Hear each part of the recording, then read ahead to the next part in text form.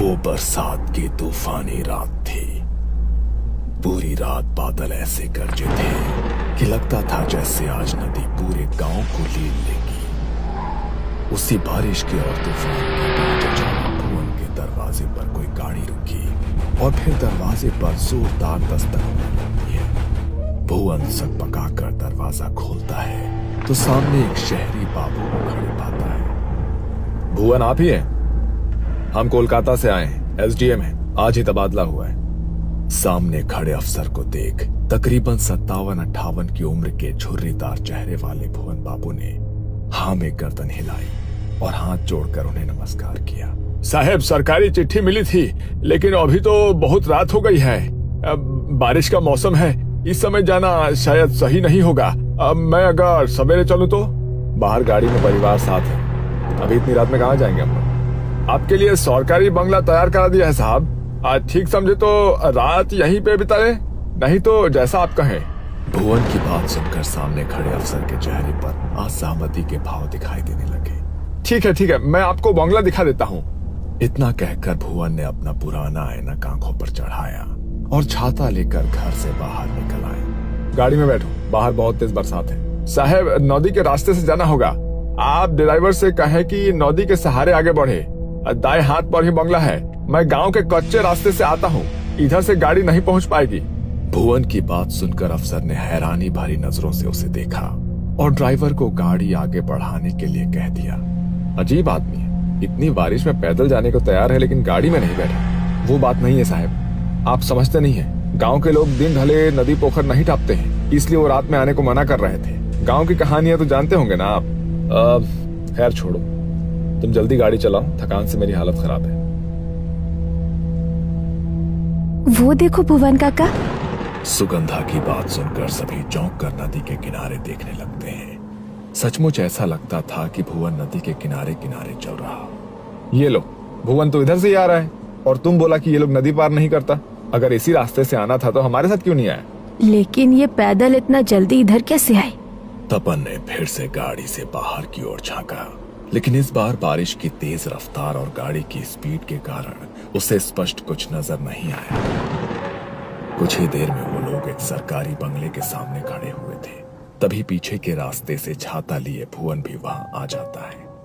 भुवन ने बंगले का ताला खोला और तपन बाबू उनकी पत्नी और बेटी को बंगला दिखाकर खुद रसोई की ओर आगे बढ़ गए। काका, आप इतनी जल्दी यहाँ कैसे पहुँच गए? हमने आपको नदी के पास देखा था। क्या? मुझे? नहीं, मैं तो उधर गया ही नहीं। मैं तो पीछे के रास्ते से आया हूँ। हो सकता है हमने किसी और को देख लिया हो, अंधेरे में गलतफहमी हुई होगी। बंगला बहुत अच्छा है, कभी ऐसी जगह रहने को मिलेगा सोचा नहीं था।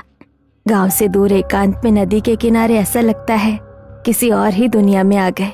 मंदाकिनी, सुगंधा, इंद्राणी और तपन को बंगला काफी अच्छा लगा था, लेकिन भुवन किसी और ही सोच में गुम था। उसे समझ नहीं आ रहा था कि आखिर इतनी रात को खराब मौसम में इन लोगों ने किसे नदी किनारे देखा होगा।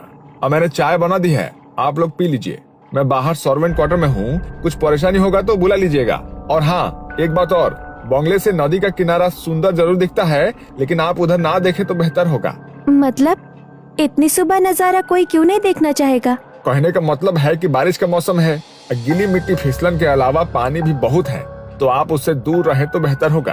भुवन अपने कमरे में आकर लेट गया था और लंबे सफर से थक कर आया तपन का परिवार अपने अपने कमरे में जाकर आराम करने लगा था। सुगंधा के कमरे की खिड़की से नदी का किनारा साफ दिखाई देता था। अपने कमरे में आकर वो नदी की ओर देखने लगती है। कितना सुंदर शांत नदी का किनारा है। इंद्राणी, इधर तो कितना मच्छी होगा ना। मैं कल जाकर मच्छी पकड़ कर लाऊंगी और ताजा ताजा मच्छी भात बनवा कर खाऊंगी माँ से। लेकिन वो काका बोले थे नदी किनारे जाना सही नहीं है।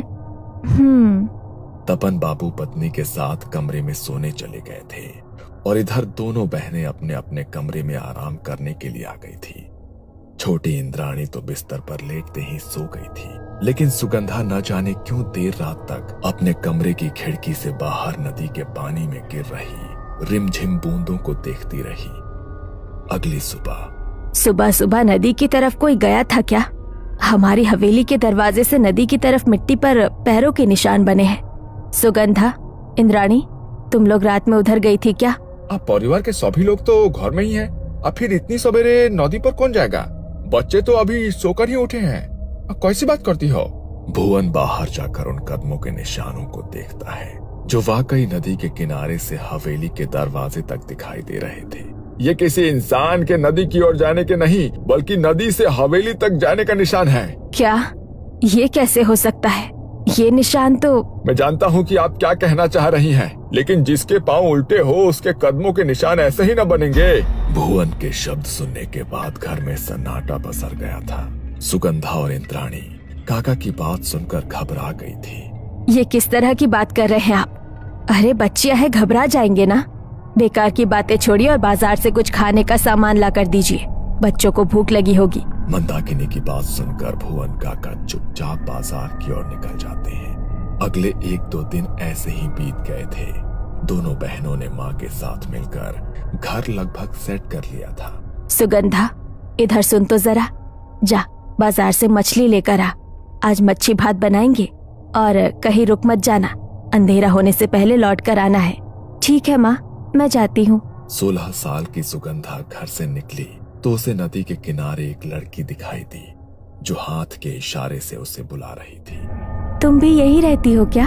सुगंधा की बात सुनकर दूसरी लड़की ने रहस्यमयी सी मुस्कान के साथ उसे ऊपर से नीचे तक देखा और हाँ में गर्दन हिलाती। बड़ी बड़ी काजल से सजी आंखें, मोटी चोटी, मनमोहक सा खूबसूरत चेहरा जिस पर से सुगंधा की नजर नहीं हट रही थी। कल मिलोगी, साथ में खेलेंगे। अभी मुझे बाजार जाना है मच्छी लेने, नहीं तो माँ नाराज होगी। की मच्छी?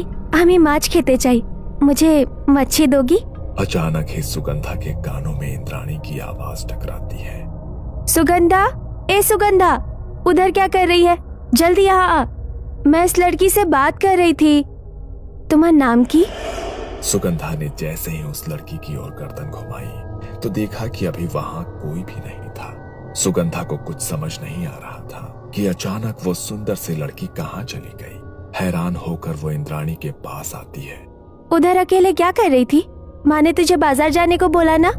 हाँ, लेकिन मैंने अभी एक लड़की को देखा, वो मुझसे बातें कर रही थी, फिर अचानक पता नहीं कहाँ गायब हो गई। बहुत सुंदर थी, कह रही थी यही रहती है। बातें मत बना, कोई नहीं था वहाँ, अकेले में पता नहीं क्या बड़बड़ा रही थी उधर।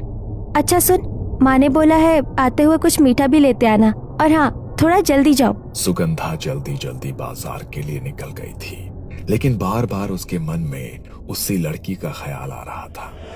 बाजार से मच्छी और रसगुल्ला लेकर लौटने में उसे अंधेरा हो गया था। जैसे ही वो नदी के नजदीक पहुंचती है, उसे नदी के पानी में तेज हलचल महसूस होने लगती है।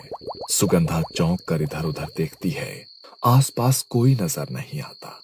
अचानक उसे तेज सड़न जैसी महक महसूस होती है, जैसे सड़ी हुई मछली किसी ने उसके सामने रख दी हो। सुगंधा ने अपनी चाल तेज कर दी थी, तभी उसे अपने साथ साथ किसी परछाई के चलने का एहसास होता है। सुगंधा चौंक कर पीछे मुड़ती है, लेकिन वहां कोई नजर नहीं आ रहा था। अचानक ही पेड़ से एक डाली टूटकर उसके सामने आकर गिर पड़ती है।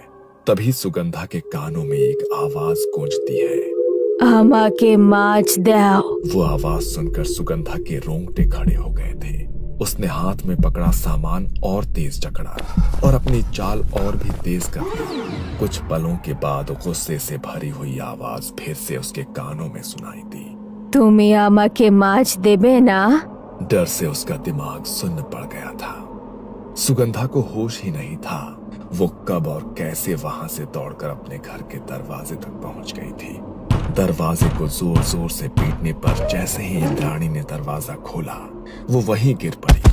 किसी तरह उसे कमरे तक ले जाया गया, जहां उसने अपनी सारी आप बीती सुना दी।